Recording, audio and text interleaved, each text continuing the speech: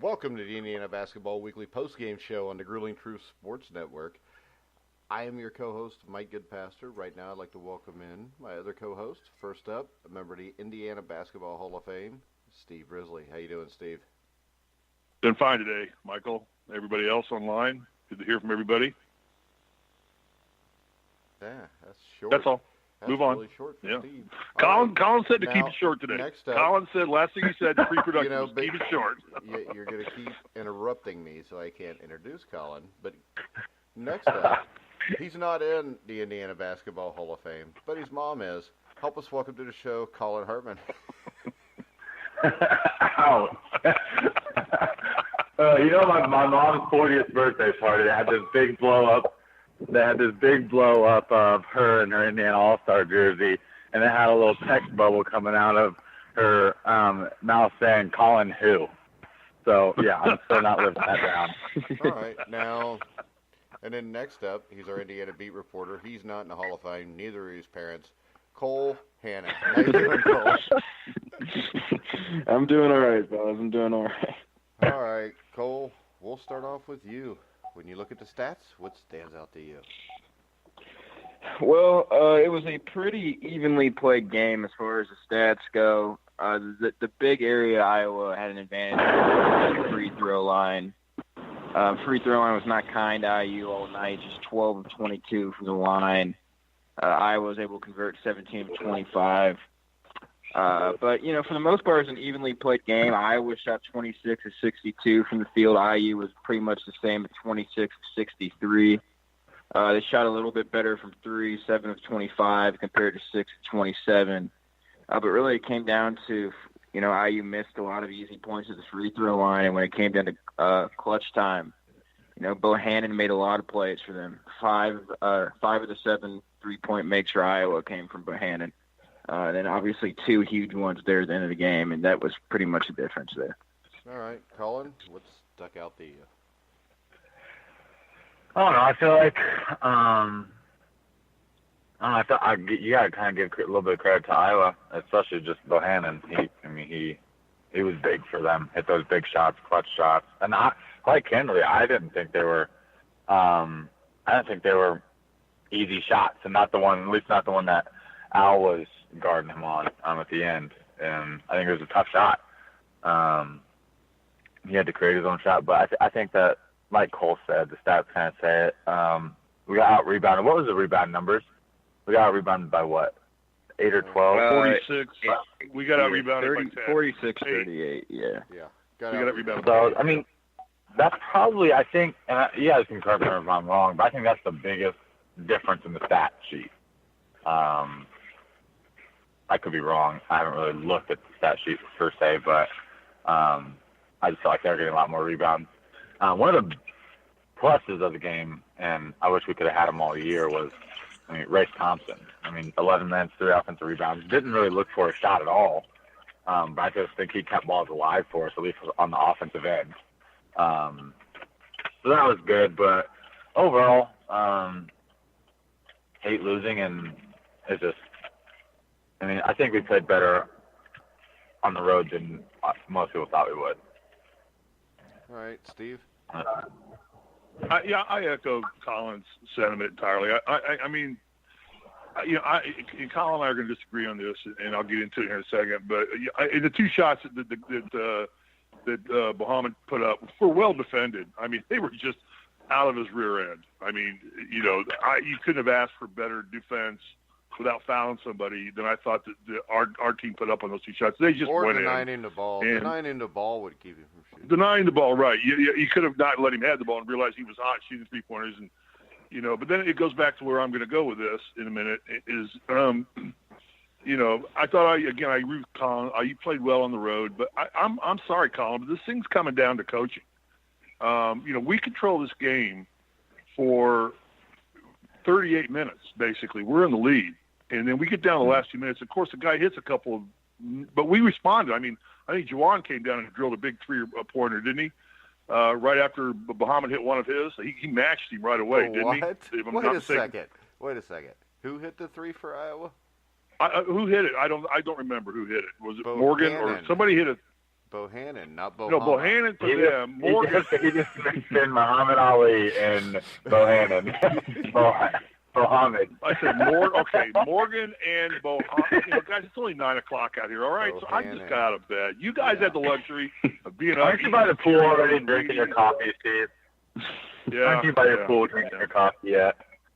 No, it's not warm enough out here yet. So we're having a little cold spell. It's only going to be 65 today, so I'm struggling. I'm going to get a parka out or something.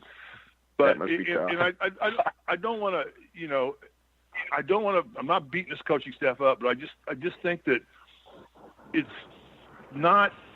It's kind of like what Kitchell said in the show we did with him the other day. It's like this is a coaching staff that's designed to recruit, and I don't know that it's a coaching staff that's designed to coach in crunch situations.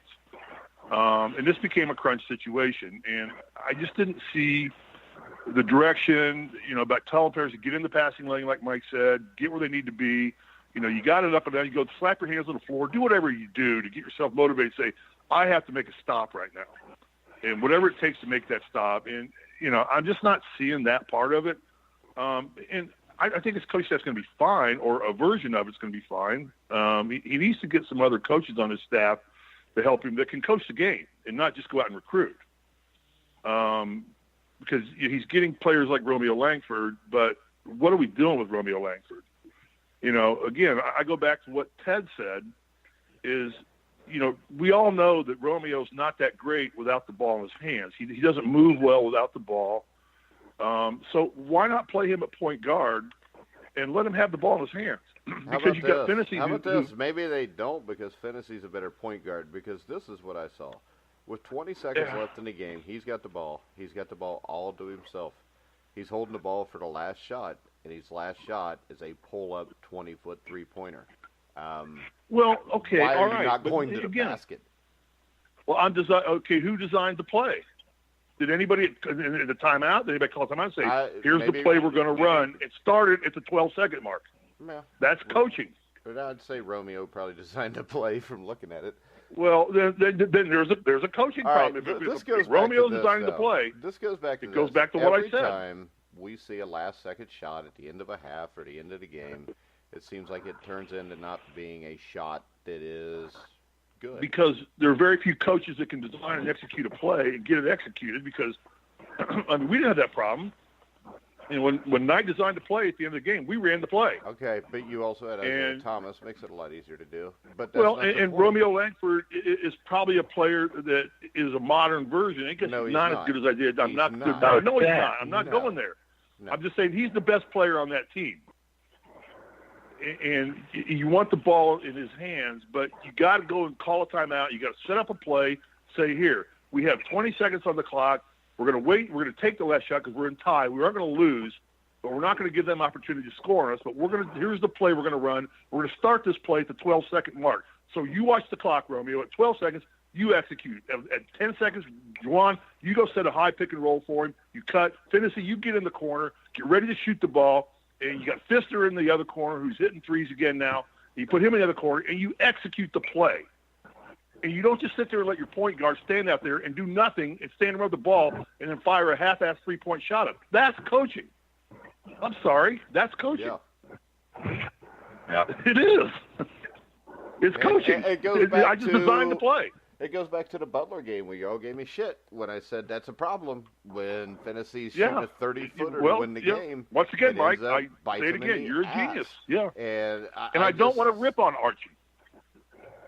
It's not ripping. I mean, it's plain to see No. that if you call a timeout and you're running a play and there's 20 seconds left, you should not end up with a 20-foot pull-up three unless Larry Bird or Reggie Miller's on your team. Right. But you set the time, too. You sit there and say, okay, it's a 12-second mark. Stand there till the run off 8 seconds on the clock. So we don't give them a chance to shoot. At the 12-second mark, you go. And here's what you do. You penetrate to the right. If they cut you off, you cross them over to the left. You go to the middle. Take it. If you can go to the hole, go to the hole. And you got two guys spotted up on the wings right now. You got Morgan probably at the elbow for a 15-foot jumper to release to. All of a sudden, you got three weapons to release to. You got one guy kind of hanging back in case they make some kind of desperation pass. You just set that. You diagram that play. What the hell do you have a clipboard for in your hand if you're not diagramming that play? And then you have four options now to score. not some stand around till 3 seconds and then fire up a half-ass shot. That's coaching. I'm sorry, Collin. I mean, don't have to be sorry to me. He's not a bad coach. He needs to get some assistants in there that can help him coach. I don't think that Collin disagreed with you on that last play. So, Cole, what's your take? Yeah, I mean, it's tough to disagree with what Steve's saying. Obviously, you don't like what happened at the end of the game there. I mean, that's just statistically not going to be a shot that Romeo's going to hit at an efficient clip. And, ideally, you'd like to, if you're going to have Romeo hold the ball and get a shot, you'd like to get him, at the mid-range or around the rim, where a shot that he's more comfortable taking out a step-back three, which has been, he hasn't shot the three-point ball well at all this year. Yeah, and the problem is the way he's shooting the ball, he missed it so badly you don't even have a chance to tip the damn thing in. Yeah, no, I didn't even hit the rim, did it? I don't think. It hit the side of the rim. Okay, yeah, well. But, there's stuff, there's definitely aspects of it that's coaching. I hate to say, but I do think the talent on the team can be a little overrated at times. The team has individual talent, they have potential, but they don't really fit together as pieces, I think. I mean, the team can't shoot the ball at all, and no one on the team can shoot the ball. I mean, the most important stat, and I'm looking at it right now, is look at how I use three-point percentage, but look at it in conference play. Since they've gone to conference play, they're last in the Big Ten at 26%, which is last by a significant margin. And the next team above them is Northwestern, who's over 3% higher than them. So, I mean, it's just, we definitely have issues depth-wise, too. I think when Deron Davis got in foul trouble there at times in that game, you could see Iowa kind of exposing our lack of size on the inside. It's tough. You can't say Archie's blameless because, I mean, obviously there's areas he can improve in, but, he's the head coach. Yeah, exactly. Yeah, I mean, there's things he can do better there. I mean, Steve's identified several areas that he can improve in, but I do question how the pieces fit together in this team as well, and that's not necessarily Archie's fault. How's it not Archie's fault if he recruited? How's it not Archie's fault? Because he's had one recruiting class. These aren't his guys. I mean, most of these guys aren't his guys. That's a cop-out. They're good basketball players. They're good kids. Fitzner, Langford, Fennessy, that's 3 of your 6 best players are his. And isn't your job You think as a coach, Fitzner is one of their 6 best players? Yeah. It wouldn't take much right now. He was last night. Well, yeah, last night. We could have coached Fitzner into being a good player. We could have coached him into being almost a Collin Hartman. I mean, I don't think he has the heart that Collin has. When I say that with all sincerity, I'm not joking there. I don't know if I could get the heart that Collin had, but I could coach him to play like Collin played, and he's equally as good a shooter, but you could coach Fitzner into being a Collin Hartman for that team, and Collin was a valuable part of the teams he played on at IU. And Collin, I'm not blowing smoke up your ass there. I'm just being truthful. Oh, thanks, Steve. All right. How about this, though? Why is it before conference play they could shoot threes and they could shoot the ball? Scouting. Yeah, I mean, I think it's just teams have adjusted. I think teams can adjust. With Fitzner, switching to everything. That's what everybody does now. Okay, but this is my point. And then they were the second best shooting team in the country until the start of January. So it's not that they can't shoot. It's the fact that other teams defensively adjusted, and Indiana has not been able to adjust to do anything to combat that. Colin's right. We got scouted. They know how to defend us. That's what I'm saying. So you can't sit here and say they can't shoot. Exactly. I mean, hell, but at the end of the day, I mean, we're still away from us. But at the end of the day, I mean, we still get open looks. But when you get looks taken away and you start missing shots because you have to take harder threes, you have to take harder shots, and you're forcing because guys are in the lane packed that you can't drive it because we don't have enough shooters out there. It's a domino effect. If you start missing threes and missing hard shots and making shots harder for yourself because you're not adjusting, then you're going to miss the open ones because shooting is a mental thing. Yeah, and if you don't have a good mindset as a player to be like, next shot, next one's down, and you're mentally weak to see these things coming off, clank, clank, clank, clank, clank, then you're going to continue to miss the open ones like we're doing right now because we missed the tough ones as well. The question is this. Whose fault would that be? Coaching. What aspect?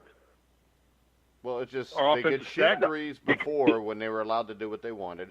Teams adjusted to them. Now they can't shoot threes. Whose fault is that? I mean, it's a combination. It's both. No, it's not. I mean, it's not. Because was there ever a time when either one of you guys went to practice and told Coach Crean or Coach Miller or Coach Knight that this is the offensive set you want to run today? I mean, you don't get the game plan. I mean, the only person to game plan is not the coach. It's not like they run a play every time down, though, Mike. They get open looks in transition. I couldn't even tell you the amount of open looks I get in transition. So it's not all coaching, Mike. It's not.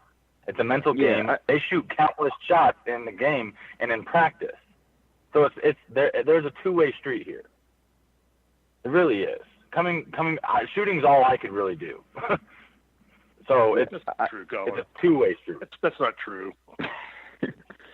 It is. Let's call a spade a spade. Don't sell yourself short. You're a tremendous slouch.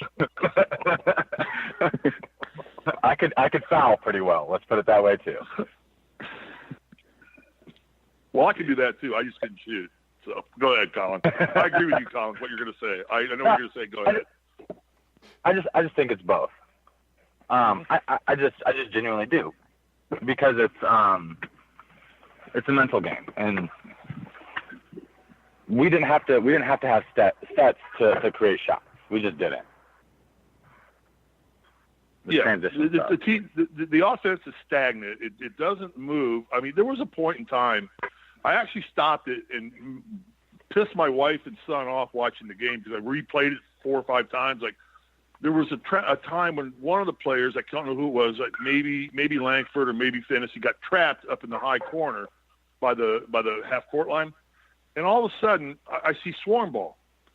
I see 4 other red jerseys all within 5 to 7 feet of the guy trapped, and I'm like, guys, spread out, give him. But I'm saying they're all right there. He has no option to give the ball to because now you have 3 guys guarding 5 guys because all the 5 guys are right there within 5 to 7 feet of him. You know, you spread your offense out, create a passing lane, give him an opportunity to get some defense off of him because now there were 3 guys trapping the ball because all the rest of the guys came up to the red jerseys came up to help. It's like, get your ass away from there. Go get in a passing lane where he can see you and wave your hands and give him an option. They left no option because it was swarm ball. It was like second grade soccer. It's what we used to call second grade soccer. It was swarm ball because all the kids just ran to the ball. That's what it was. Yeah. And that's exactly what happened. It's like, that's just no spread on their offense, no objectivity on their offense. And that's why you see Langford standing around half the time. That's why I say just put the damn ball in his hands. And I agree, Mike. Finney is a better point guard. And if you're getting trapped or you're getting pressed or something like that, I want the ball in Finney's hands, no doubt. But if they're just going to let us walk it up the court and let us get into our offensive sets, then I want the ball in Langford's hands because he's better at going to the hole than Finney is. He's taller. He's got better leaping ability. He's got a quicker first step. And Finney's probably a little bit better shooter than Langford is from the arc. Yeah. So it makes sense to say if I don't have to use Finney as a point guard because he's a better shooter, I'm going to make him a number 2 shooter. But in a press situation, no, we're getting the ball to Finney to clear out and let Finney break it up because we're bringing the ball up. Nobody can stop him. I mean, one-on-one, Finney will beat anybody up the court. But that goes back to he can't. And the problem is he's just a little bit shorter. I mean, Langford is taller, so you got better opportunity, and Langford's better at going to the hole, I think. Or Finney, that's what he's shown me. I don't know what Finney can do because he hasn't shown us a lot. You know, I'm not saying Finney's a slouch in any way.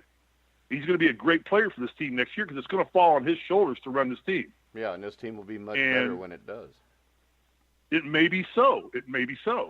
But I would say right now, for the rest of the season, I would make Langford, if I'm not getting pressed, not getting pressure, they're going to let me get into my offense.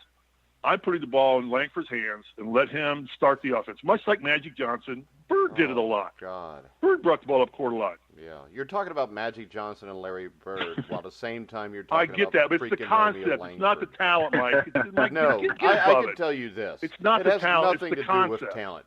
Magic Johnson and Larry No, it Bird doesn't. physically were It's nowhere concept. near as talented Mike, as most nobody of the guys said around. no. Jesus Okay, Christ. You get well, off on such you know what? stupid tangents. You get off on a stupid tangent because you're a fucking No, moron. I'm telling you, it's a sometimes. concept. Yeah, it's a concept. Well, my concept He's is the this. guy. I want the toughest guy on the team to have the ball. That's not Romeo Langford. Well, that's yeah. All right, move on. Go ahead. Yeah, go ahead. I'm not even going to debate that with you because you're not smart enough to have that debate with me. Oh, I know. I'm not smart enough to have any debate with your dumb ass. But No, go not ahead, that Steve. one. You are on other ones, but not that one. Move on. What one? What one? So you think Romeo Langford's tough?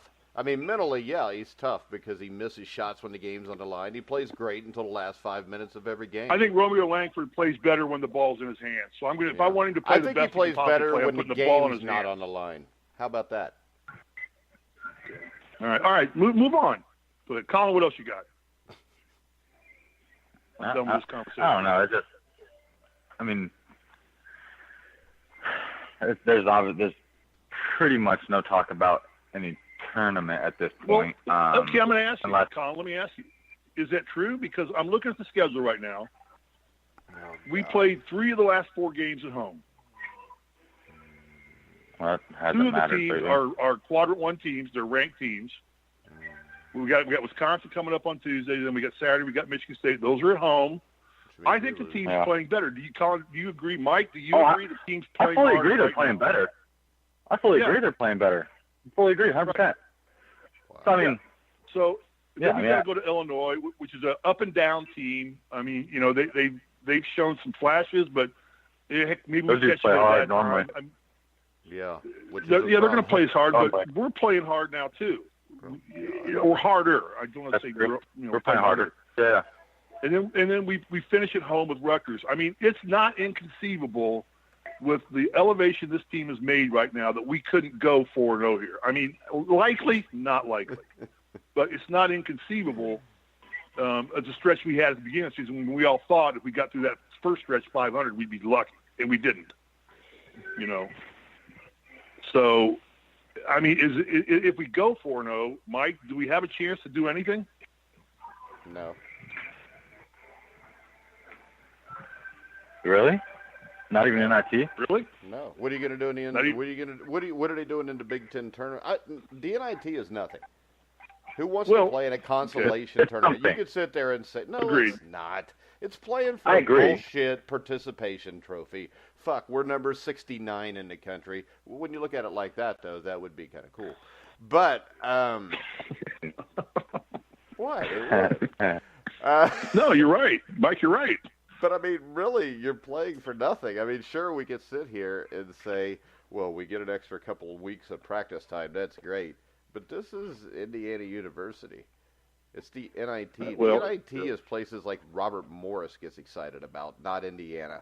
And I really have no I'm not excited about it. Let me just let me say I that. have excited no about it. interest. I mean, So, really, they're going to Mike- play the NIT, and there's going to be 5,000 people at Assembly Hall, while some team from the horizon comes in and smacks the shit out of them because it's more important to them than it is to us. So, Mike, is there no value in saying, even if we think the NIT is for crap, that we do get 2 extra weeks of practice? Maybe you start some different people, you work on next year. You know, you thank your seniors and say, but, you know, we're going with the guys who are going to be here next year on a more minutes per game basis. Maybe you try and get Deron Davis back in shape, play him as hard as you can because he's going to have rest in, you know, at some point in time. Is there no value to that as a coach from your perspective? To my perspective, there's no value in playing if you can't win something. And I'm sorry, the NIT is not something. In 1979, the NIT had value. The NIT lost value in the mid-1980s. You know, once you get past about 1984-85, where you go to 64 teams, Well, I mean, teams, right. Who gives a shit? I mean, it doesn't mean anything. Who I the get hell that. goes to an NIT game? And, yeah, there may be value in practicing, but as a coach, If Romeo ain't coming back, I'm definitely not playing him in that tournament. I'm going to play the guys who are going to play in the future. That's going to cause problems right there. But I think in the end, Romeo's going to be back here anyways. And those extra 2 weeks, right now, this team has sunk. They've lost 12 out of 13, 13 out of 14, whatever the hell it is. It is hard to get out of that. And I just, it's the NIT. It means you're one of the top 100 teams in the country, I guess. Sure. There's no doubt. Yeah, you're cream of the crap. You're cream of the crap. Cream of the crap. And this team, to get to the NIT, is probably going to have to be above 500, and that's not going to happen because we could talk about Illinois and their effort, but Illinois in their last 7 games is 5-2. They've beaten Maryland. They've beaten Nebraska. They've beaten Michigan State. Beat Rutgers at Rutgers. They beat Ohio State at Ohio State. Their losses were by 10 at Minnesota about 3 weeks ago, and then the other night they lost by 6 at Wisconsin. So right now, we could talk about, well, they give effort, but we're giving effort now too, but they're also getting wins over teams that are pretty decent right now, and teams that beat the hell out of us, because I'm pretty sure Nebraska, Rutgers, and Ohio State have all taken care of us recently. Yes. So I just, all right. As an Indiana fan, I mean, the NIT is shit. I remember in '85 when they went, when there were 64 teams, they played in a championship game, and I fell asleep in the second half because it didn't mean shit. It may help as a coach, that's fine, but as a fan, I don't really give a damn. They've been in the NIT recently, haven't they? Or did they just complete? What about this then? Yeah, they played in NIT Queens last year. What if they go, 15 and 18, 15 and 17, and the CBI invites them? Do you go to that because you get a couple extra weeks that way too? No chance. Okay, so you just told me there's no value in playing in the NIT. I see. I don't. Again, I look at it from a. I understand the marquee value, but I also look at it as a coach. It's like I've got to just I got a chance now to go to the CBI, and I got a chance to change things up, try it entirely, and try something different, and do something different. And it's a bullshit thing.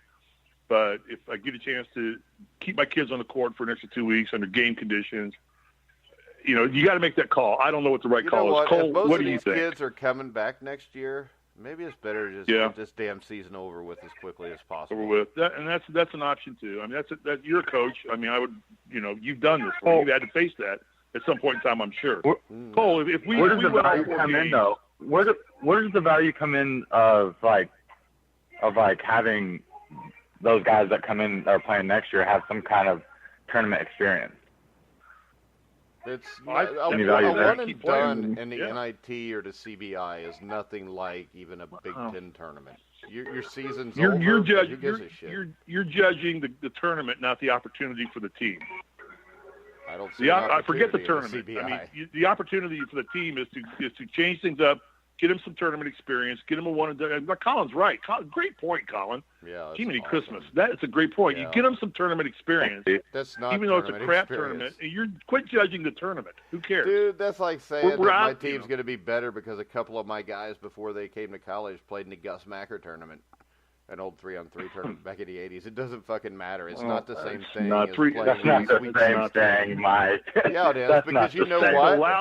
Lousy comparison, Mike. It's more important than winning the CBI. That was terrible, Mike. What's terrible is the fact that you guys think that the Indiana Hoosiers are not relevant anymore because you're not relevant once you play in the CBI. Give me one relevant program. I didn't say CBI. I said NIT. I said no to the CBI. What the hell's the difference between the NIT and the CBI? There's a big difference. Like what? There's a big difference. Who won the NIT? You couldn't even tell me what this. You couldn't even tell me what this guy stood for.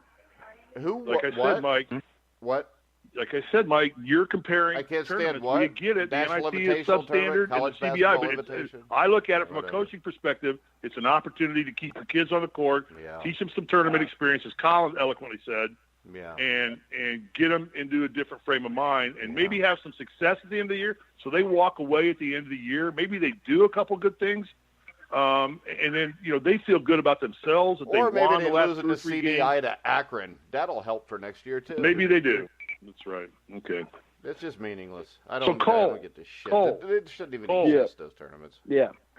If we win the last 4 games and win a tournament game, can we make the dance? A tournament game, probably not. I mean, if you want to get really optimistic here and we win out and we can win 2 to 3 tournament games, then maybe we can have an argument. Go to the semifinals. Yeah, I mean, they're going to have to win out and go to the semifinals is what it would take. I mean, probably. I mean, it's going to depend because the only thing IU does have going for them is quality wins. And if we're going to use the argument that they're going to win out their last 4 games and Wisconsin and Michigan State, they'll have 2 quality wins. Exactly. Yeah. So, it's going to depend. But, how does the committee value those quality wins versus how IU's played down the stretch here? I mean, they're going to have to win more than 1 tournament game. Ideally, they're probably going to have to get to 20 wins at a minimum. What's our record right now? Championship game. They're 13-14. Yeah. So we have a losing record right now. Yeah. Wow. That's not looking optimistic, is it? No, and the other problem is this. Even if you win the rest of these games and make it to the Big Ten championship game, you got a lot of teams out there that could get upset in conference tournaments, and then all of a sudden teams that weren't supposed to be in are in, and you limit the spots you can fill. Yeah, there's so many moving parts. Yeah. You get a team like Murray State who's 23-4, and they've got maybe the best player in the country, the Morant kid, at least the best guard. If they were to get upset, which they could by Belmont, who's a 20-win team, then one more spot is gone. And the Big Ten is a cluster, and the problem with that cluster at the bottom is this. If you end up with Minnesota and Ohio State, and you're clustered up with them trying to get in, you may have 3 quadrant 1 wins, but they all kicked your ass, too. At Indiana and Ohio State's case. That counts. Yeah. Yeah, it's not. It's a pipe dream. I get it. I'd say this: if you want them to get in the Big Ten tournament, or do you want them? They've got to win the Big Ten tournament to be. They got to win it. And here's the problem, Mike, and Colin, and Cole, all of you, is that we're going to get seeded real low, which means we're going to face Michigan or Michigan State, or Wisconsin, or somebody, or a higher seeded team, Purdue. We're going to face them early in the tournament. So to get the 2 wins, because we're going to get seeded 10, 11, 12, because we have one of the poor records in the Big Ten right now. No, wait. Right now, Indiana's in last, aren't they, in the Big Ten? They're I think Penn State, Northwestern and Penn State are below them. Yeah. Below us, yeah. So we're going to get seeded 10th or 11th or 12th or 13th. You'll probably have to play one of those 2 teams in the first round then. First round, right. So that's going to be very difficult to do. Yeah. No doubt. All right. Anything else? I mean, here's what I hear. I'm going to give you and then I'll shut up and we can wrap the show up, and then Collin can have his say. I think what I've seen now is I think the players have elevated their game to some degree, and I thank the coaching staff for doing that because they're doing something better in practice. But I don't think the coaching staff has elevated themselves in gameplay to match the rise that the players have done. Because like I said, we had control of this game for 38 minutes last night, and we got a couple crap shots against us.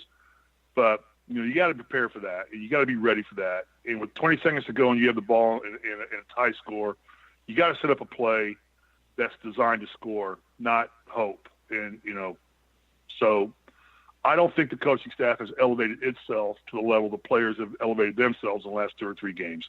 I'm going to leave it at that. Collin? Yeah, I mean, the guys are playing harder, but it's obviously, as we just said, it's leaving it up to the fate of God, obviously. It's just too little too late right now. The guys the most they can do right now is try to leave on a good note. There's no pride in winning, so I just think the guys it's out of their hands, in my opinion. So they just have to win games unless they win the Big Ten tournament, which we've never done. So I wouldn't put our money in that basket. I don't know. It's just too little too late, in my opinion. Cole? Yeah, I think Collin hit the nail on the head. It's, too little too late. I think if they would have played like this, for most of the Big Ten season, they wouldn't be in the position they're in right now where they're on the outside of the tournament looking in. But, it is what it is. It's like Collin said, I think they need to, play for some pride here in the season on a good note. Whether that's NIT or whatever, I don't, if they want to go to that or not, I'm kind of with Mike as a fan. I don't really care, but, just end the season on a good note. Mike? What? Do you have no commentary? Well, that's unusual. What?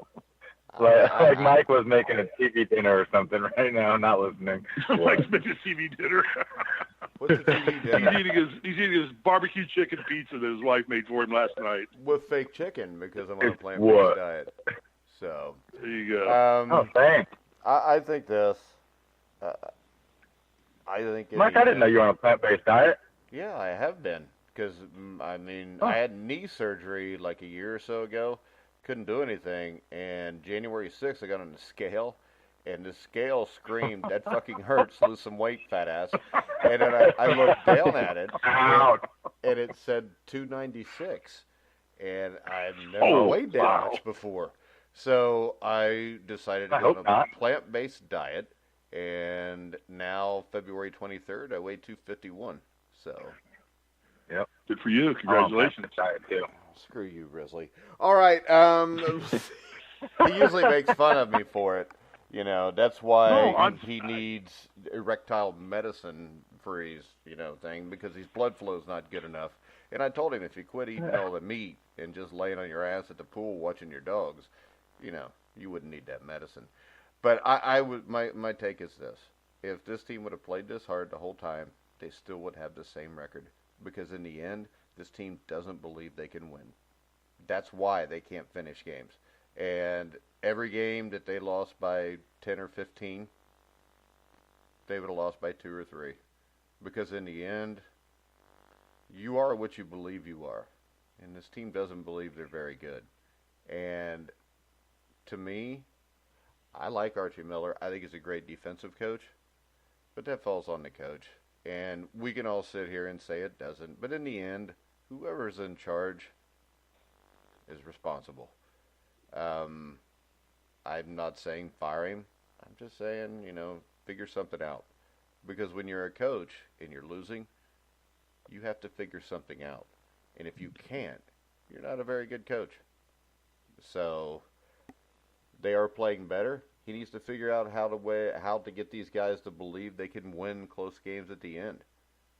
Because to me, when you got your best player with the ball and he doesn't take it all the way to the hole, he's pulling up and just shooting a 3, there's not a whole lot of confidence in there. And without belief in yourself, you usually come up short, especially against a guy like Bohannon, who I see IU fans say he pulled shots out of his ass. No, what I saw with Bohannon was a kid that even though the shot looked impossible, he knew he was going to make it. So I think Bohannon knew he was going to win that game. Romeo hoped he was going to win that game. Knowing always gets to win. Steve? Touche. I can't disagree with you, and I have no argument. I wouldn't argue with you. I agree with you 100%.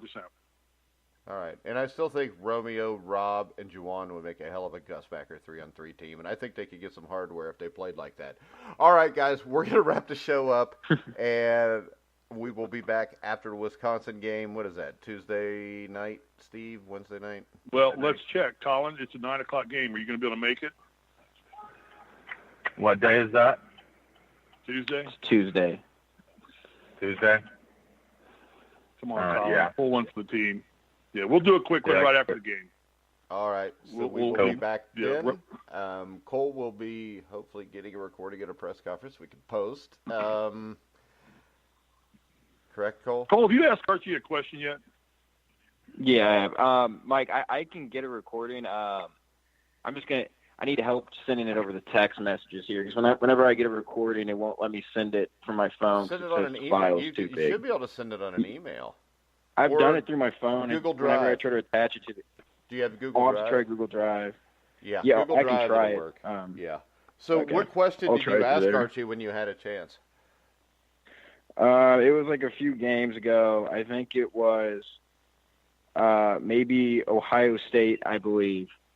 and it was just pretty much, why, has the team struggled closing games recently when early in the season they were, that was like what they were doing for most of the year was All right.